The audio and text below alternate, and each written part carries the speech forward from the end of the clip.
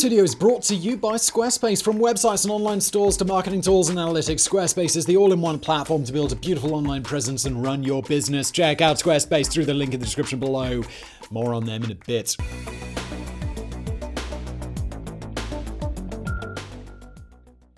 Today's episode has everything. Elaborate historical costumes, intrigue, romance, beheadings, and a redhead with an ambition that won't quit. It's a tale of tragedy, revenge, more tragedy, and death. The most tragic tragedy of all. Prepare your ears for the true tale of Mary, Queen of Scots.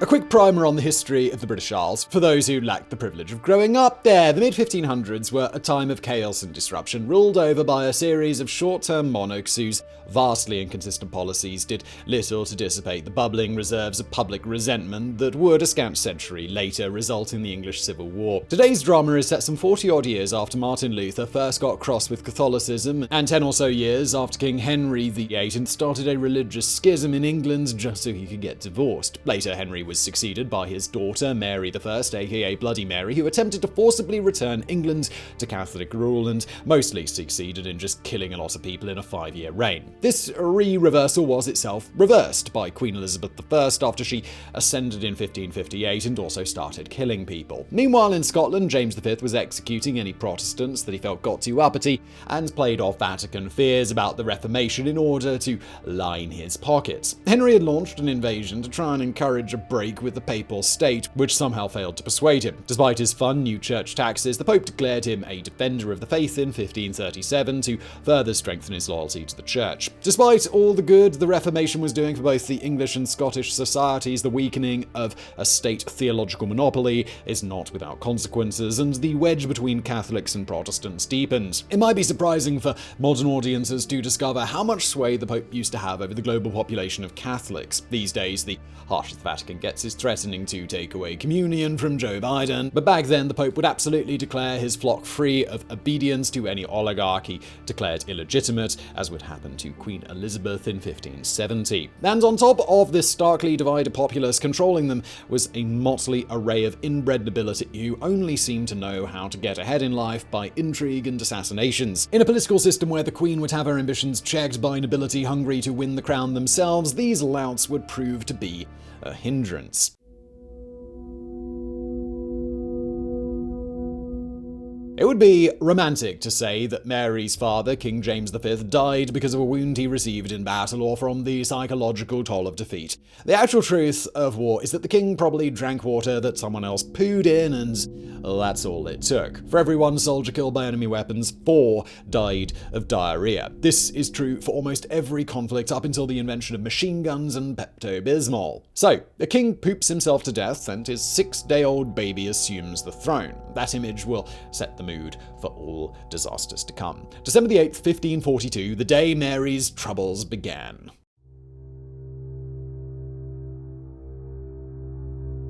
When she was 6 months old, England and Scotland signed a treaty promising that Mary would wed the son of Henry VIII.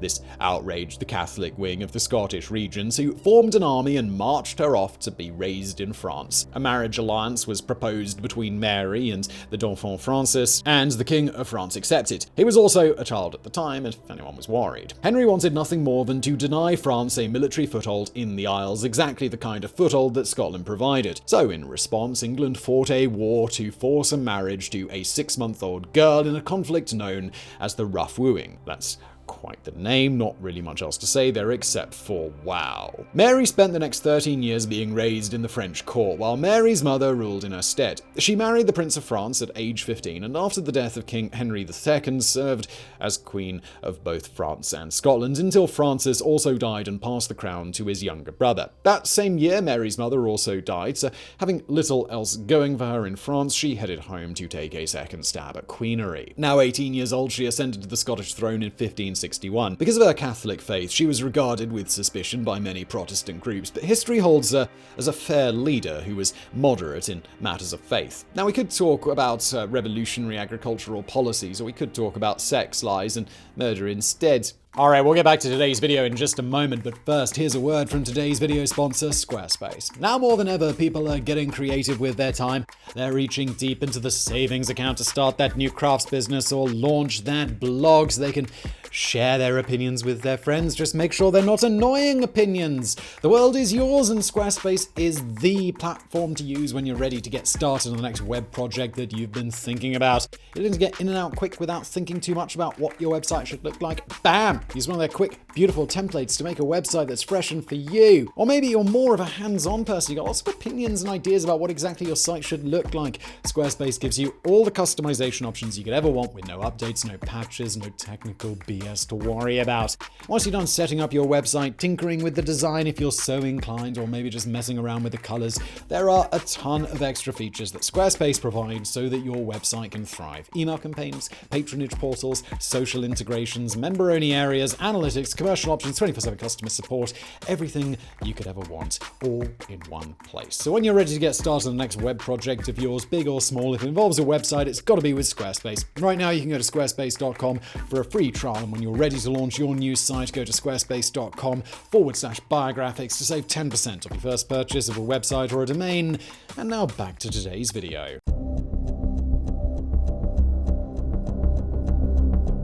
If you know one thing about Mary, it's that she's suspected of having conspired to kill one of her 3 husbands. Let's dish the hot gossip of Lord Darnley. While Mary was mourning the Dauphin Francis, who died a boring, normal death, she met a 6-foot swashbuckler named Henry Stuart, aka Lord Darnley. They both instantly fell for each other, which was convenient because they had the same grandma, Margaret Tudor, one of the House of Tudors. 4 short years later, they marry against the objections of Queen Elizabeth, who rightly saw the union to her cousin Lord Darnley as a ploy to strengthen Mary's claim to the English throne. They also skipped over the part of Catholicism where first cousins are supposed to seek papal dispensation before marriage. The marriage of 2 powerhouse Catholics, now set to rule over Scotland, caused the first rebellion of Mary's career. The chase-about raid was uneventful. The 2 forces never actually met, and no battle actually occurred. It was more a very slow, heavily armed foot race, but it made clear how far Scotland's Protestant lords were willing to take their protests. Shortly thereafter, Darnley started demanding the right to rule Scotland as an equal, and he took the refusal poorly. After hearing a rumour that Mary's pregnancy was the result of an affair, he allied himself with a handful of former enemies from the chase-about raid and executed the supposed adulterer before Mary's own eyes. Unsurprisingly, their marriage collapsed, and a few months later, Prince James was born. There were signs of a potential reconciliation. Mary had started visiting him during an illness, but one night while she was gone, Darnley's house exploded and someone left his body in the garden dead of suffocation. Since that's not normally one of the side effects of being exploded, a trial was demanded and rumours swirled about Mary's involvement. Eventually, all eyes fell on Lord Bothwell, her being Mary's closest advisor. She even spent time by his side as he recovered from a serious wound, leading to no end of speculation among the Queen's detractors. But with no evidence to present, he was swiftly acquitted. In response, the power-hungry Lord Bothwell compelled some 20-odd lords to sign a document now called the Ainsley Bond, which declared that the Queen should marry a Scottish-born noble. In April of 1567, he set out to do just that, kidnapping her off the road like some common highwaymen and marrying her. Her willingness to be a party to any of this is an open question, though there is an impulse to try and romanticize what otherwise would be a terrifying display of force. You can almost see the appeal of the conspiracy angle. The Queen eloped with a man who killed her brutish husband is so much more appealing than a narrative that reads the Queen was kidnapped and forced into marriage. That's the bad kind of fairy tale. Plus, even by the standards of political marriages, this one was a disaster. Bothwell hadn't even waited 2 weeks after divorcing his last wife to marry Mary, so many Catholics outright rejected it. The public was actually quite shocked at the union between Mary and this accused murderer, so shocked in fact that an army led by 26 nobles attacked and drove Bothwell into exile in Denmark, where he was tortured so much that he actually went crazy and died. Mary, however, had to endure public mockery before forcibly abdicating the throne to her 1-year-old 14-year-old son, whom she had seen for the last time shortly before her kidnapping. As punishment for adultery and murder, she was locked in a castle on an island in the middle of a lake. You'd think, after running through 3 husbands in under 6 years, that Mary might be interested in chilling on Punishment Island for just a minute. That's a lot to endure at 25 years of age. She lasted about 6 months before escaping, raising an army, and trying to kill the dude who led the rebellion. She failed and ran to safety in England, where instead of supporting her ambitions, Elizabeth decided to investigate exactly how involved Mary actually was with Darnley's murder, her cousin, and royal subject.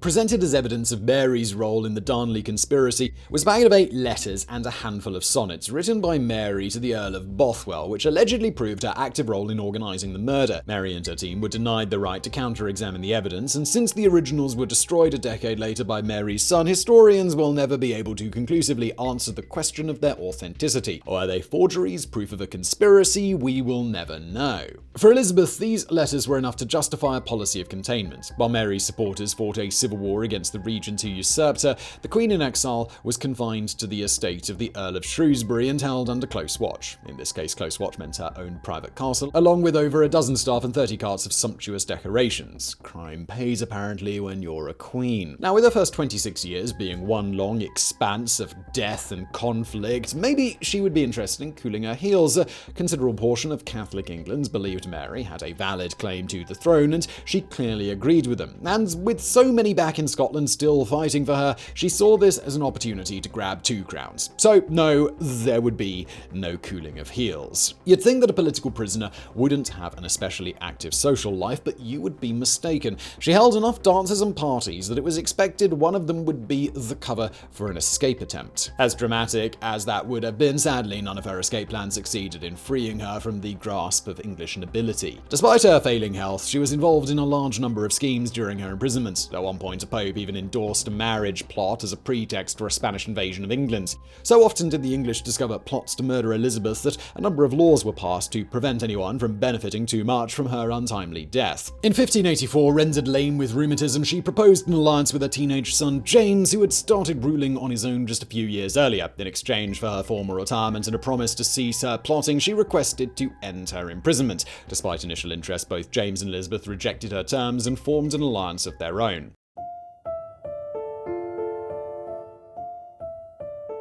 We talked a lot about the perils and hardships she faced, but little about the advantages of royalty. Mary was a fashion icon in her day, and continues to be a modern source of inspiration. Mary first started collecting her trinkets in France when she received a shipment of treasure from her late father. Included among them was a gold mermaid hat badge holding a mirror and a ruby comb. When she became queen, she used her queenly status to further her collection. Diamonds, rubies, sapphires, even baby James's swaddling clothes were held in place by a diamond cross. So important were her jewels to her. The Wikipedia article about her jewels is only marginally shorter than the article about the Queen herself. In addition to bedecking her queenly visage, she also used them like currency. She'd wear them to dances and balls in order to build up her reputation about them, then reward them to friends or co-conspirators. Even if the recipient was plotting against her, selling the gift helped spread knowledge of the Queen's reputation.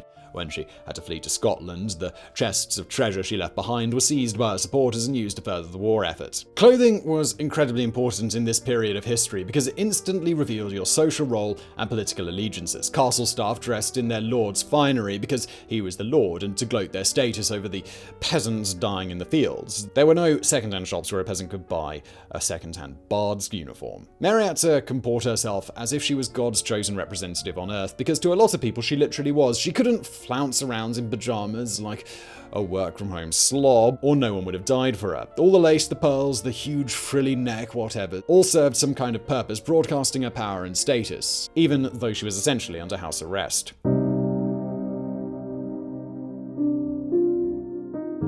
Sadly, all the grace and style in the world could not save her from the consequences of her actions. The Babington plot, orchestrated between sympathetic Spanish, French, and English Catholic forces, sought to re-establish Catholicism as the dominant state religion by placing Mary upon the English throne. It would not come to pass. Mary's role in it was discovered after one of Elizabeth's spy masters tricked Mary into sending coded letters hidden in beer barrels. She was arrested and put on trial in October 1586. She was convicted on the 25th of that same month and sentenced to death. You might be asking, why would would you allow someone to live in your backyard for 19 years if you know they're plotting to kill you? And the truth is, Queen Elizabeth was hesitant to start a precedent of executing queens. Regicide is definitely one of those once you pop type addictions. She has an extremely vested interest in preserving the image of queens as unexecutable. It took her until the 1st of February 1587 for her to sign the death warrant and entrusted the task to the Privy Council of England. 6 days later, Mary was informed she would be executed at the first light of dawn. She spent her final day distributing her belongings to her staff, praying, and writing her will. As she marched up to the executioner's block, she revealed her final outfit: black satin with black trim, sleeves, and a petticoat in crimson brown velvet, the Catholic liturgical colour of martyrs. Historians agree this served to stunt upon her haters. 19 years she had lived on their dime, plotting to kill them all the moment she had the opportunity, and she dressed to rub it in their faces. As was the tradition, she stopped to offer forgiveness to her executioner, saying, "I forgive you with all my heart. For now, I hope you should make an end of all my troubles." To translate that into modern English: "I'm so tired of both being and not being queen at the same time, you might as well just kill me. All my husbands are dead, and my son never writes." She was blindfolded, forced to her knees, and prayed her final prayer. In a fitting end to such a tragic figure, it took a few blows to fully sever the neck, and after the executioner lifted up her head, it fell, and he held aloft a vibrant red wig. Illness had left her with thin white hair, which the crowd witnessed as her head bounced around the floor. Her clothes, belongings, even the executioner's block itself were all burned in order to prevent the creation of relics. The last thing Elizabeth wanted was Mary becoming a martyr for the Catholic cause. Her body was embalmed and stored above ground in a lead coffin, and only moved at night. It wasn't until 1612, after King James VI of Scotland also became King James I of England, that she was reinterred with the other royalty at Westminster Abbey, where she rests opposite the tomb of Elizabeth. The two queens never once met during their lifetimes, and now they spend eternity with their coffins stacked atop of each other. You've probably noticed that scarcely a year went by in this poor woman's life where someone wasn't trying to kill her, or vice versa. There were plots stacked upon schemes, smothered in cutthroat ambition and palace intrigue.